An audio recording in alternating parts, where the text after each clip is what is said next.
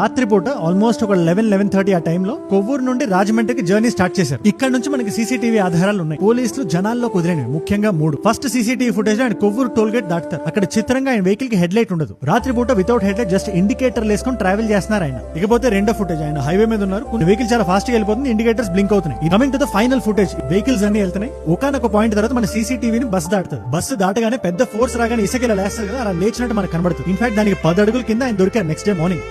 పోలీసులు అక్కడ రాకముందు కొన్ని ఫుటేజ్ కూడా లీక్ అయినాయి, వాళ్ళ ఫోన్ లో తీసుకున్నారు. ఇప్పుడు ఇక్కడ ఆ ఫుటేజ్ చూస్తూ పోలీస్ రిలీజ్ చేసిన సీసీటీవీ ఫుటేజ్ చూస్తూ వాళ్ళకున్న అనుమానాలు స్టార్ట్ అయింది. ఫస్ట్ పాయింట్ లో అసలు అక్కడ చెక్క మీద బ్లడ్ ఎందుకు ఉంది? బేసిక్ గా ఆయన బాడీ దొరికిన దగ్గర ఒక చెక్క ఉంది, ఆ వుడ్ మీద బ్లడ్ స్టెయిన్స్ ఉన్నాయని, దాన్ని ఏమైనా వెపన్ లా వాడారా, ఏమైనా కొట్టుంటే అని చెప్పి ఆయన చెప్తున్నారు. సో ఇప్పుడు ఫేస్ కి అంత బలంగా దెబ్బ తగలడానికి ఏ ఆబ్జెక్ట్ ఉంది అక్కడ? పాయింట్ నెంబర్ 2, బాడీ మీద బైక్ ఎలా ఉంది? అంత గట్టి యాక్సిడెంట్ జరిగితే 2 అవుట్కమ్స్ ఉంటాయి. ఫోర్స్ గట్టిగా కొట్టడం వల్ల బైక్ ఎక్కడో పడితే బాడీ ఎక్కడో పడుతుంది. కనీసం బైక్ బాడీ మీద పడింది కాబట్టి ఆయన మొహం మీద తప్పితే బాడీ మీద ఎక్కడ బ్రూసింగ్ లేదేంటి, దెబ్బలు లేవేంటి? ఒక యాక్సిడెంట్ జరిగినప్పుడు బైక్ ఇలా మీద పడే ఛాన్సెస్ చాలా అసలు జరగవు.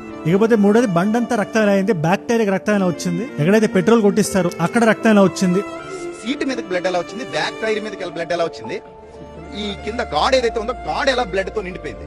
తర్వాత మీరు కొవ్వూరు టోల్ గేట్ వీడియోలో చూస్తే ఒక బ్యాగ్ ఉంటుంది, ఆయన ట్రావెల్ చేస్తూ వస్తున్నారు కాబట్టి ఆ బ్యాగ్ వేసుకుని తిరుగుతున్నారు ఆయన. ఆ బ్యాగ్ ఏదైనా అడిగితే అక్కడ జనాలు ఎవరో చెప్పారు కూడా, దాన్ని పోలీసులు కలెక్ట్ చేసుకుని పెట్టుకున్నారు, వాళ్ళకి అది ఎవిడెన్స్ కావాలి అని చెప్పి. క్వశ్చన్ నెంబర్ 1, ఆయన ఏదైతే హెల్మెట్ వేస్తారో అది హాఫ్ హెల్మెట్. అది ఆయనకి దెబ్బ తగిలింది మాత్రం ఫేస్ మీద, lower part of the face.